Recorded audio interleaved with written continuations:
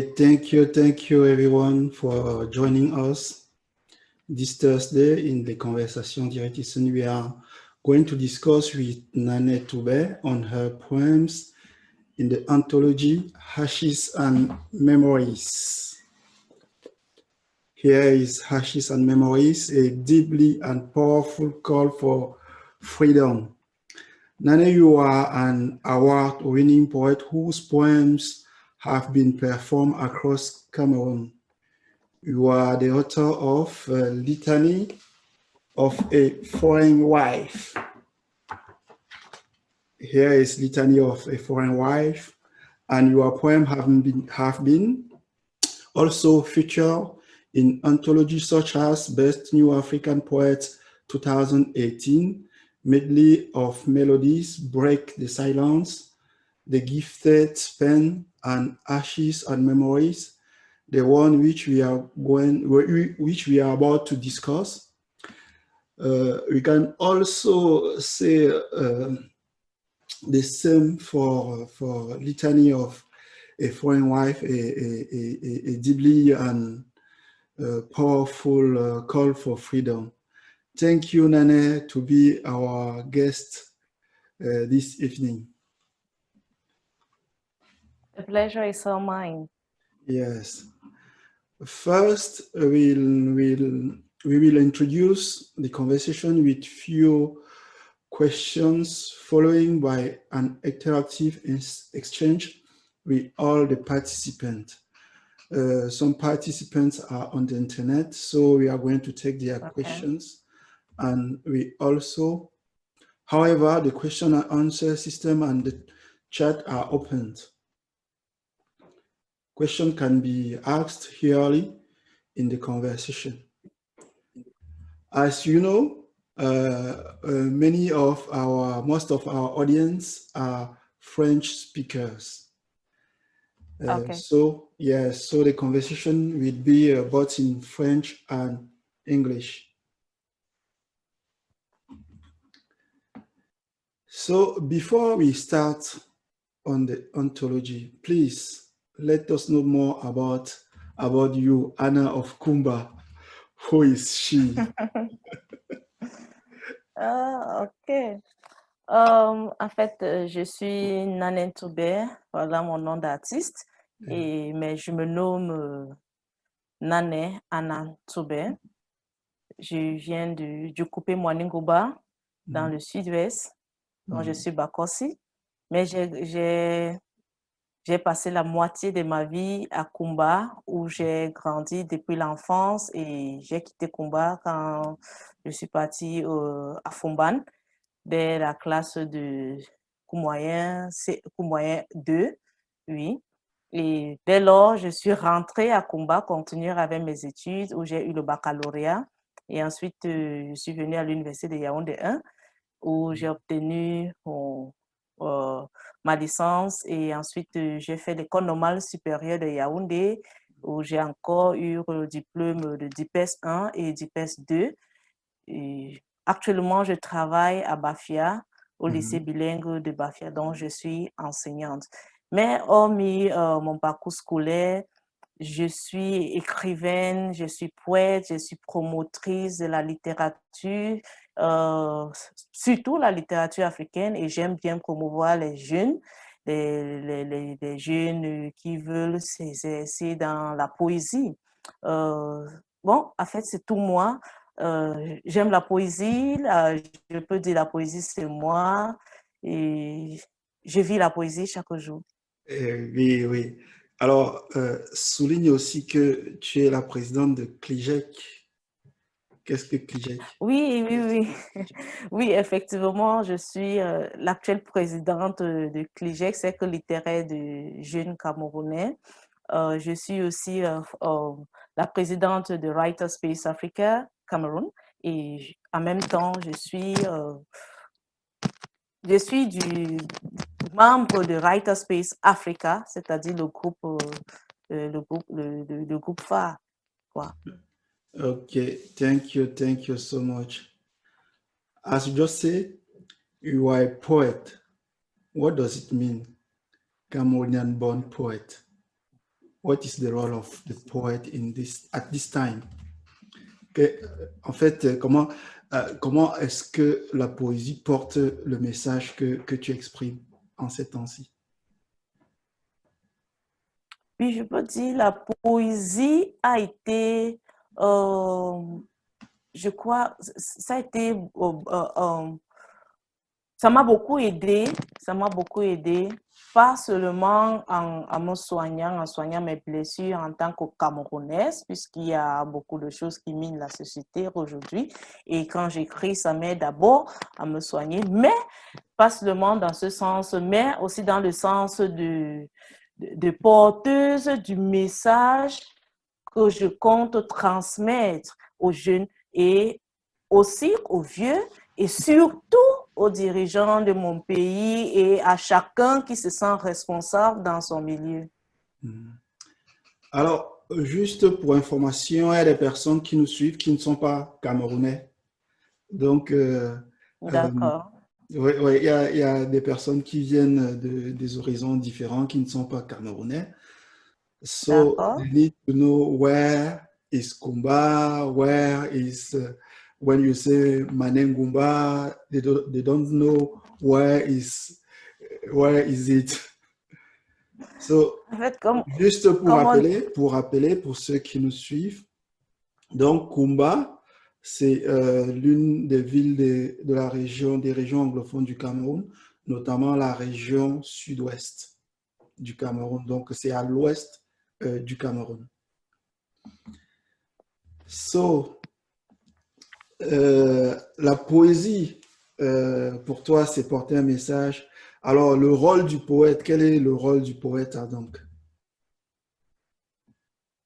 Bon, pour moi, le rôle du poète, c'est de mettre en garde la population en ce qui concerne beaucoup d'enjeux, surtout d'enjeux politiques, sociaux, etc.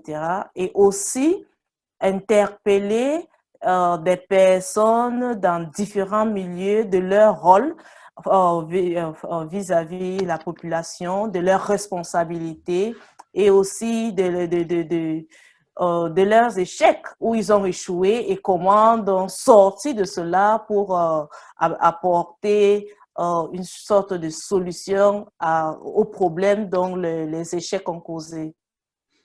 Yes, yes. Hashes and Memories répond à cette question-là. Un recueil auquel tu as participé qui fait l'objet de notre conversation ce soir, Poems Against Oppression. How do you get into the project?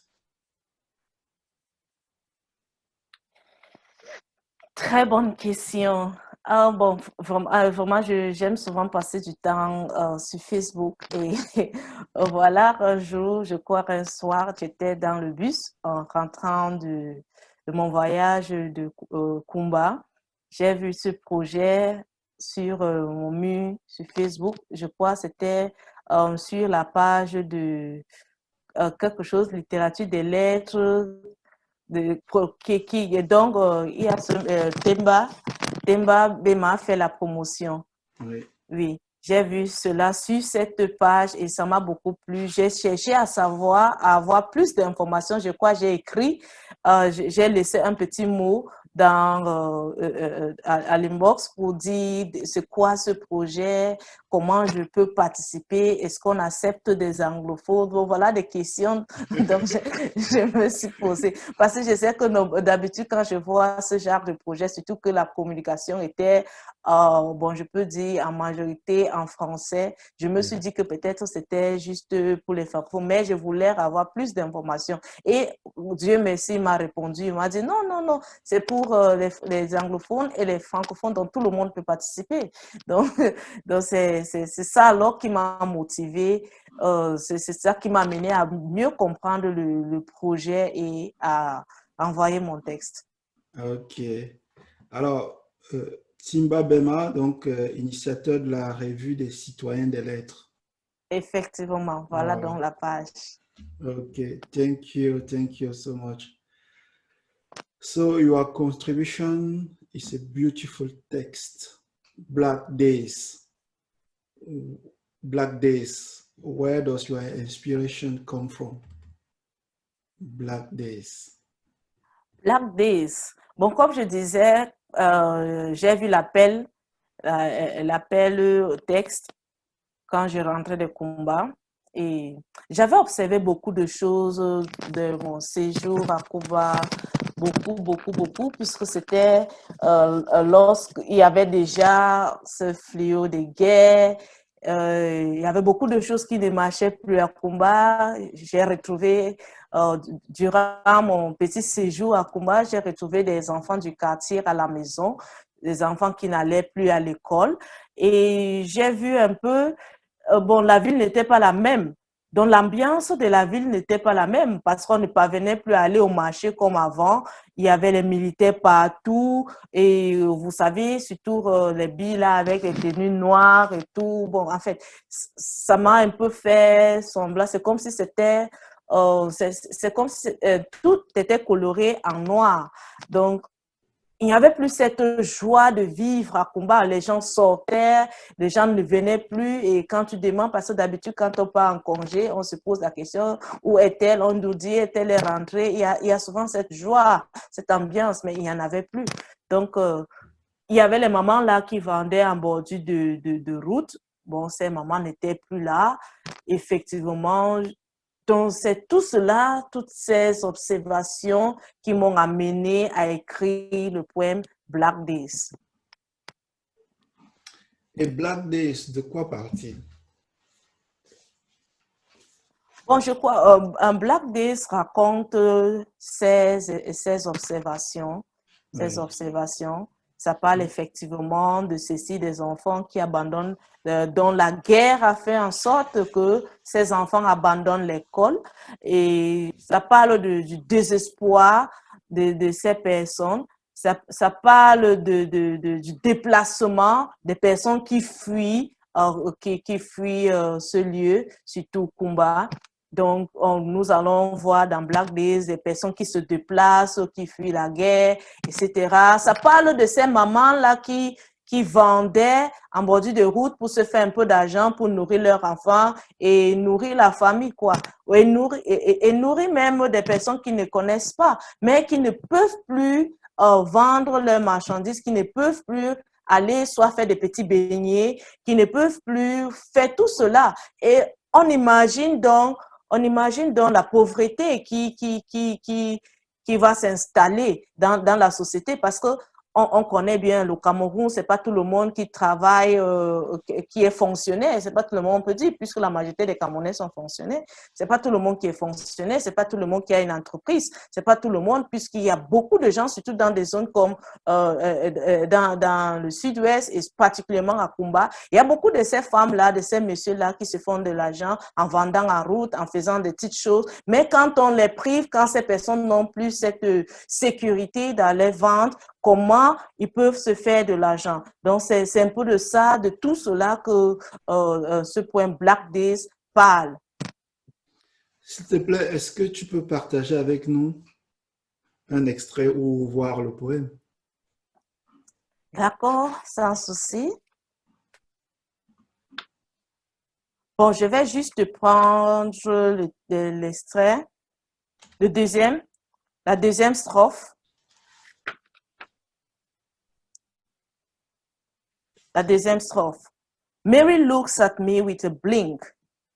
At first, when she did, I felt my heart leaped, for I knew all was bright. This heart of mine has been smudged, smudged, smudged and smudged by the unrest of the hours. It couldn't budge when Mary blinked. It couldn't move when Mary, Sakwe, Epole, Agbo, Lum, Jean, Kenui, sadly and frightfully fled to the villages. Like a rush hour, all were gone, leaving behind echoes of their hearts' unrest. In empty classrooms did they cry, caught by the tricks of the yam and the knife. In the hands of their beholder did their future lie. Merci beaucoup, merci, merci. Ça donne une idée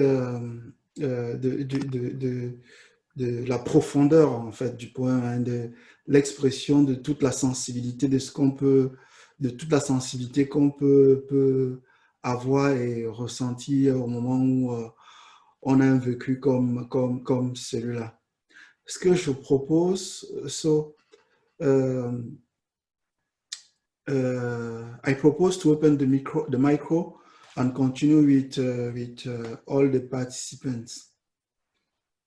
Okay. So,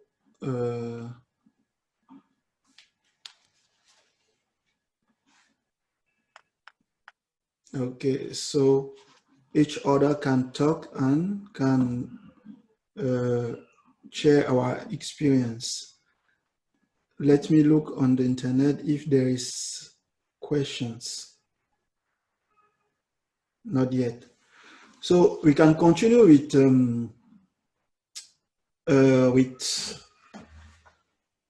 Litany of a Foreign Wife.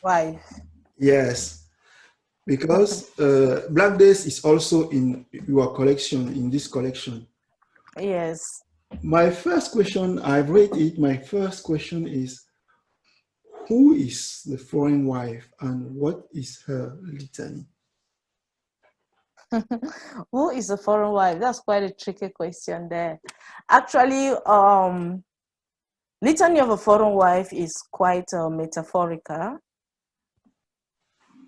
A foreign wife there can be interpreted by anyone. That is, you can have a foreign wife in your life. The foreign wife can be your troubles, can be anything that put hurdles in the things you're doing. But in my context, the foreign wife goes beyond that. The foreign wife looks at the political state of my country and the political actors in my country. So I look at my country like looking at the crisis that is actually going on in the Northwest and the Southwest region. And I also kind of looked at the history of my country. And I see that there is this partition between a small portion of the country and the largest portion of the country. And so, since there is a larger portion of the country and looking at the patriarchal state of mind, of the larger portion of the country, so the country automatically, the larger portion automatically becomes the main wife. And now the smaller station, the smaller station, which is like struggling to gain the voice, struggling to get everything, becomes a foreign wife. Because if you look at the marital state where you find a husband who gets married to 2 or more women, you see that the other women that come into the house are struggling to create an identity into that marriage. They are struggling to make their voice be heard by the other parties in the marriage. So if this smaller party in Cameroon is struggling to create an identity in the larger sphere of Cameroon, if it is struggling to make the voice to be heard, it means it is just like this foreign wife that is coming in to disturb the peace of the main wife. Okay. So that is my analysis of Litany of a Foreign Wife. And its litany then, the litany there is a type of a resume of all its troubles, its prayers, its worries, all the stress. That's a litany. So it's a kind of a package of problems, a package of worries, a package of complaints, a package of even prayers that they keep sending, and the prayers come back with no answers from God. Yes, thank you so much. And the marriage, when do you when is the date of the marriage? When is the date of the marriage? Yes. Actually, I didn't put any date of the marriage there because in the context where I come from, particularly in the Southwest region, many people get married without going to court, so you cannot determine when somebody gets married. So there is just a mutual understanding between parents and some other village members, and people come and maybe they have to share wine, shake hands, drink, and eat food, and everything is gone, and I call it seed. So I kind of looked at my political situation and I said maybe something like this happened, because if I kind of go back to the Fumban conference where we have food, we have drinks, we have the concha drinking and signing things they did not know. So I kind of pictured such type of things, and then I also drew inspiration from what God has put as Cendres. Thank you so much. Thank you very much for this explanation.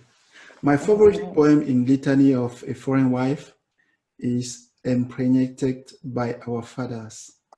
By Our Fathers. Yes. A poem that talks about rape without using the word rape. Please tell us what inspired it. The first verse of the poem is, our fathers have impregnated us with illegitimate fantasies. Yes. So, impregnated by our fathers. Yes, the underlying meaning of the poem, we have rape. But now the rape does not come in as this type of rape between a man and a woman. Okay. The rape comes in as a type of psychological, this type of mental, spiritual, physical rape, where we have promises, type of violent promises that come in even when we do not expect, the kind of rape our mentality and feed our minds with things that do not exist. And when we got them, we take them in and they don't fulfill them. And our stomachs start getting, a type of growing bigger and bigger. And we feel that the hopes and everything is getting good because we see the fruitful nature of our stomachs. It gets pregnant with all the promises, with all the sweet words, but nothing is going well. So those are those are the situations I'm struggling to explain in that very short poem, Impregnated by Our Fathers. Yes, yes. But the Litany of a Foreign Wife, it's not also, it's not only a complaint. Yeah, it's not only a complaint. It's also a speech of peace. Exactly. Let me know, what do you want to do with this speech of peace? Yes, normally when we see the situation we are in, you have many people who write just complaining. What I understood is that as a peace activist, because I'm a peace activist, as a peace activist, what I was made to understand is that you can't complain all the time. Also suggest solutions. So when you complain, suggest a way forward. So Litany of a Foreign Wife comes in as that way forward. What is the way forward to all the troubles we have? What is the way forward to all of these problems, the misunderstanding, and everything? What is the way forward? So that is what Litany of the Foreign Wife is coming in to give. Yes, Litany of the Foreign Wife has been crying and praying to God. But now, if God cannot answer your problem, better sit yourself and try to carve your way through. So that is exactly what Litany of a Foreign Wife is doing. In the collection, you have issues like recognition. That is the first way forward, is to recognize that there is a problem. Recognize that another person exists. That is the first solution in that book. Recognition. Recognize that I exist. Recognize that I am an Anglophone. Do not shut me down. Do not tell me that I should not use the word Anglophone to define myself. That is like making me to hide under a blanket of another person's identity. Yeah. And also accept. After you must have recognized, accept that person, accept the fact.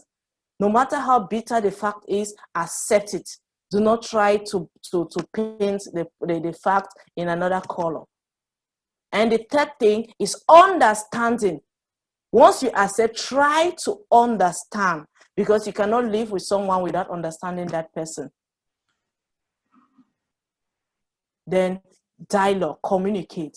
Once you are with someone, communicate with the person, talk with the person. No matter the problems you have, put a chair in front of you, sit down and talk it over.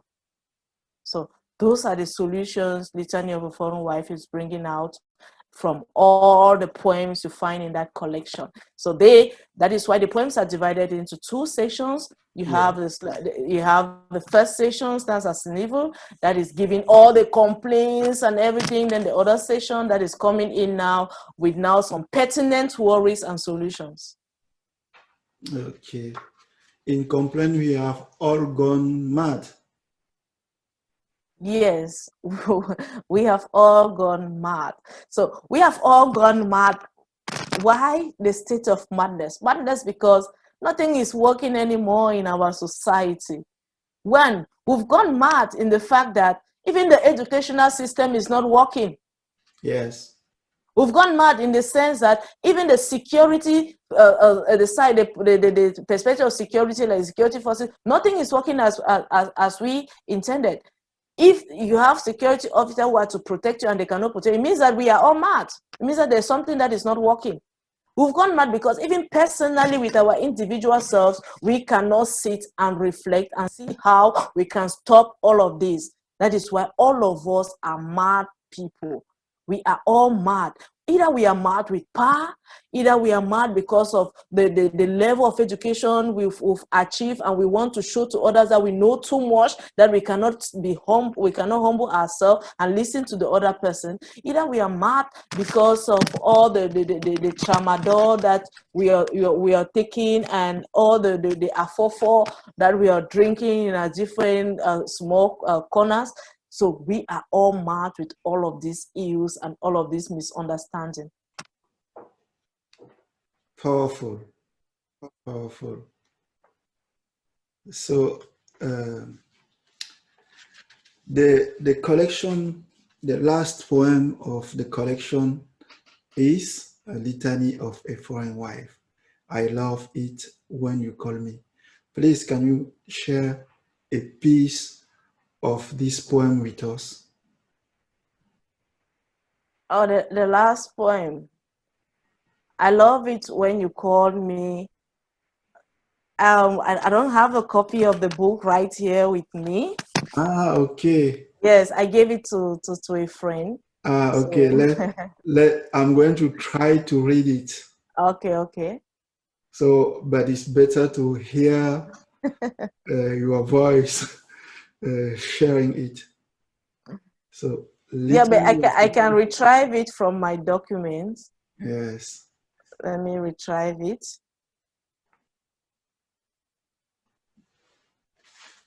Okay.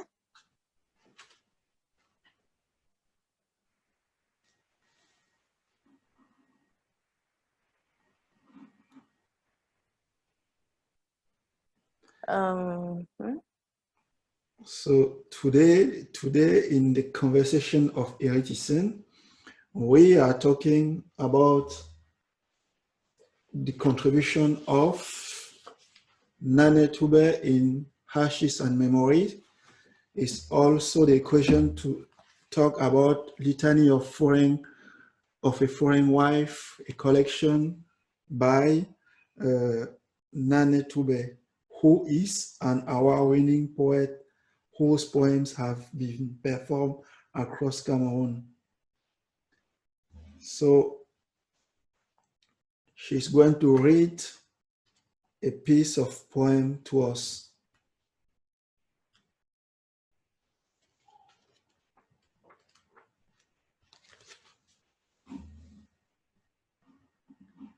Okay.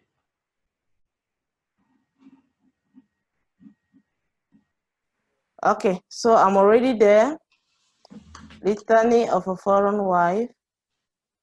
Let me just move through it. That's the very last poem in this collection. Yes. So let me just read it.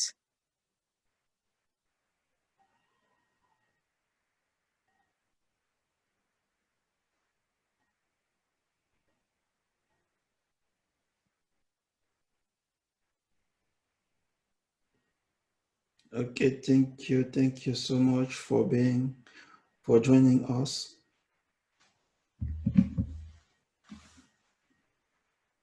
I've sent you a copy. Hello, Timba. Welcome. Thank you for joining us. Okay.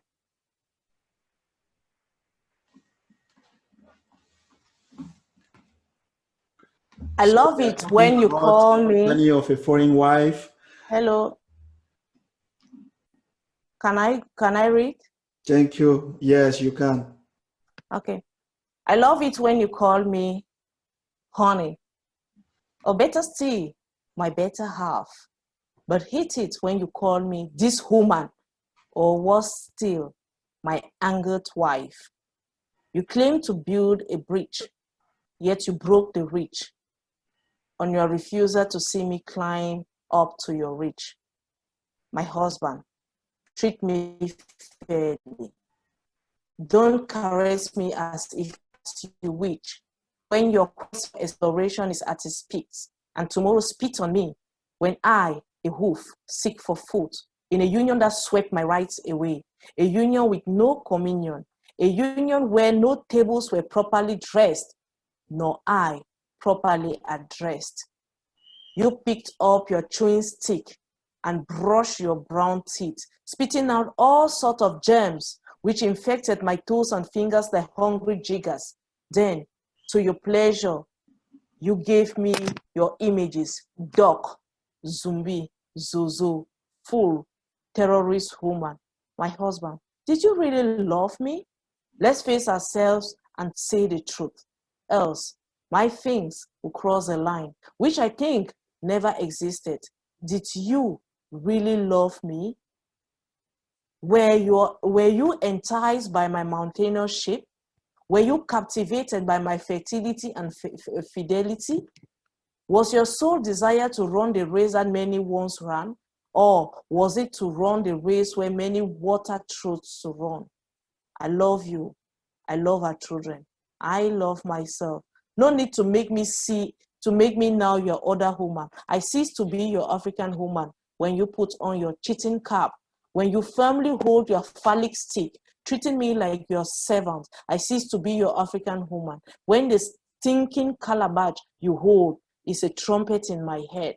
Time whispers to me, yes, it did. I must stand up, else I will remain your humbled shadow. My husband, treat me fairly. Drop your hate speeches in the dustbin and reflect on how our future would be. I will be glad to have you back, if only you give me my rightful place and let me savor my own beauty. Then I will humbly be your African pearl. So that is it. Thank you so much, Nnane. Thank you. Question for you. Okay. What does that mean for you to be an Anglophone in Cameroon? The question is from Timba Bema. Okay, what does it mean for me to be an Anglophone in Cameroon? I will be very frank with you. When I was growing up, to be an Anglophone was kind of a burden. It was as if I was carrying a bag of problems on my shoulder.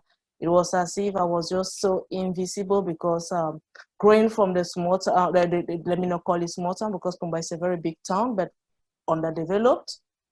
Growing in that town, it was as if people from that area were not really Cameroonians because you have so many of us were so clean to English, and we are so jealous of our own culture that when we see like someone coming from the other side, we feel like there is a kind of big difference. So, but coming to the French zone, to the Francophone zone, at times you feel like you are not visible, you are so invisible in some places, and some people treat you as if you're trash, and others want to make you like force you to do like to speak like them, behave like them, but you forgetting that you have a different culture, you have a different way of behaving, you have a different language you use to communicate, and it's like others do not want to understand you, but they want you to understand them. So that was the impression I had. So there were so many things on me back then, but gradually I started understanding the reality, and I started like forgetting that I am an Anglophone and just accepting that I am a Cameroonian. So I live with everybody. I speak the French, I speak the English wherever I find myself, and I just be myself and not being an Anglophone nor being a Francophone. Okay. And other question: who are the poets that influence you? Talking about those poems that influence me, or poets that influence me. First of all, growing up, I really loved the writings of Bole Botake. I felt like what I was going through, like he was there, he was seeing my pains, he was seeing my worries, he was seeing my struggles, he was fighting for me. I felt the fight, he was like kind of putting in place my own. So I quickly fell in love with his writings. I quickly fell in love with everything. So I started reading much of his works. But at a certain time when I started writing, I wanted to draft my own identity. So I got into reading other poets from other regions who are also very much engaged in struggling to bring about change. I kind of looked at Ezra Pound, one of the American poets, and I fell in love with his simple way of putting things, the simplicity of his poems, though he is very radical if you want to look at it in a very keen way, but the words are so simple, the way he puts it. So I kind of fell in love with his style and wanted to draft out my own style from all of from his and from Bule Butake's. Thank you so much, Nnane. To continue about the question of Timba Bema, do you think your voice is now matter in the Francophone area where you are now, where you are living now? I think it does in a certain degree. It does in a certain degree, but not as much as I want it to be, but in a certain degree, because it becomes my struggle every day to find that space in the literary society of Cameroon, so that everything or everyone who listen to my voice, who get to know my struggles, who get to understand my poetry and where I'm coming from. You have a poem in Litany of a Foreign Wife, Hear My Broken Voice. Hear my broken voice, I can be wrapped. Yes, I think that's the first poem in the collection. That's the first poem in my collection. Yes. Hear my broken voice, I cannot be wrapped around like Miondo, nor be smoked like Mbonga. I cannot be plated like a malt fish, nor be tied up like a goat. So you always in struggle. Yes.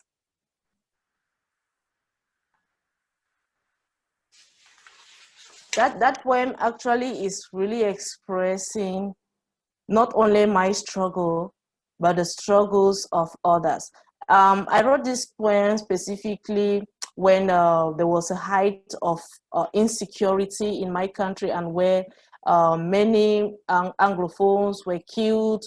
There was a period where so many students, like university students, were chased away, and some girls were found raped, and a lot of things happened in Boya and in other regions in the Southwest region, and also in the Northwest region. And at that same period, there was also an incident happening in Libya, where we had Cameroonians in Libya that were poorly, that were maltreated, and other countries, African countries in Libya that were maltreated, and some countries were repatriating their citizens from Libya. So if you recall, during that period, we had this incident going on in Libya, and we had also crisis in Cameroon. So I looked at it and I was like, so if in Libya we have foreigners, in our own people are in Libya being killed by the Libyan, and in the country our own people killed our own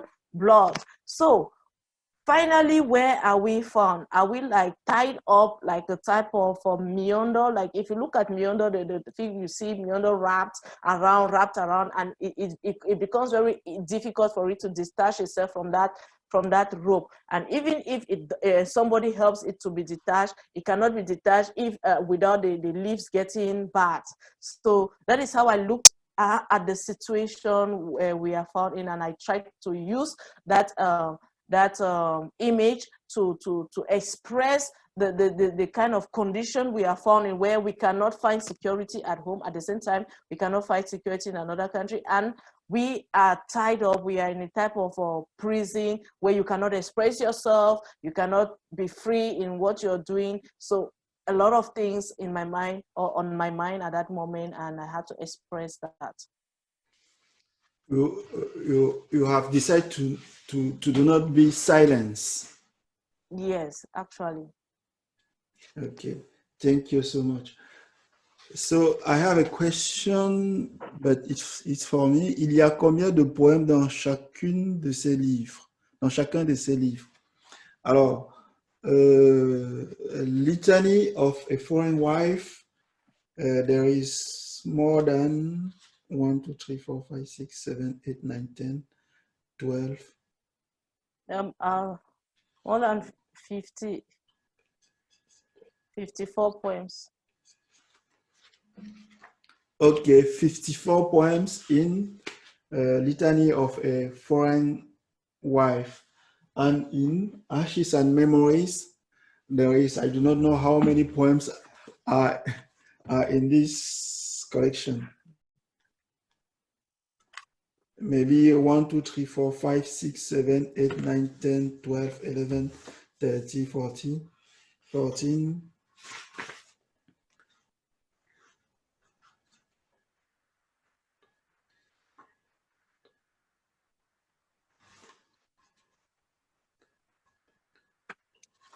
For the 44, there are 44 poems in Ashes and Memories. Donc 44 poèmes dans Cendres et mémoires. And how much have you said? 54. Okay. So Eric, you have your answer. Nnane, we are going. Our conversation are about to end. Okay. So please. Do you have any other thing to express? I just want to say that as a writer in Cameroon, specifically a poet, poets should be more active, more engaged, because we have problems in our society. We have beautiful things also in our society, good things that are working, because we don't only have problems, we have things that are really working. So we should be more active and not be passive writers who just write, and we cannot see the engagement in how to build our society, or how to bring about a change in our society. So all should be about, how do we change our society? How do we make others feel the beauty of poetry, because poetry brings about change. Poetry unites people. Poetry, we cannot say that we are poets and we cannot unite. Let's use that art to unite people. And to unite people, we must first of all seek the truth, because without the truth, you cannot bring people together. So that is why poets are there, always questioning people, questioning actions, and struggling to speak the truth. And if there is someone who cannot really bear to listen to the truth, we are just very sorry, but we keep speaking the truth. So, question from Timbabema. You refuse to be silent. That's great. For who you are talking for? Yeah, I refuse to be silent. And if you want to look at the person I'm talking to or for, I am directing my questions, my worries to each and every one of us Cameroonians, because we all share a part of the blame in this actual situation we are living in. We cannot keep directing our worries in a type of vertical direction. We should look at also the horizontal direction, because we live in the society. And if you live in the society, for example, I am here, I've been staying here with my neighbor for about 6 years, and you wake up every morning, you greet your neighbor greets you, but you don't have any particular thing you share, like sitting like in a kind of a kind of familiar way, like we do in the Southwest, where if you're living in a compound, you become a very big family, even without knowing where that person is coming from. But I am here for about 6 years, and you live with someone, and it is like you're still a stranger every morning. So we are all sharing the blame. So I am talking to each and every one of us. Let's mend our actions, mend the way we approach each other, and talking also to those who have the responsibility to guide us, the responsibility to make things change in our country, that they also should look at all their actions, examine their actions, and strive to change from their old habits, and look at the well-being, the general well-being, and not the selfish or individualistic well-being they always strive to look at. So we should also save the general well-being of the country. If you are there to save the country, save the country. Don't look at your interests first. Yes, we have Eric who says, congratulations. Thank you, Eric. Eric is on the internet. Okay. So we have to, that means we have to know each other, to talk each other.